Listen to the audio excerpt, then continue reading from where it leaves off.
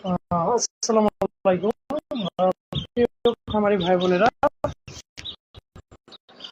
আমার সামনে যে বাচ্চাগুলো দেখতে পাচ্ছেন সেগুলো হলো অরিজিনাল খাকি ক্যাম্বেলের বাচ্চা।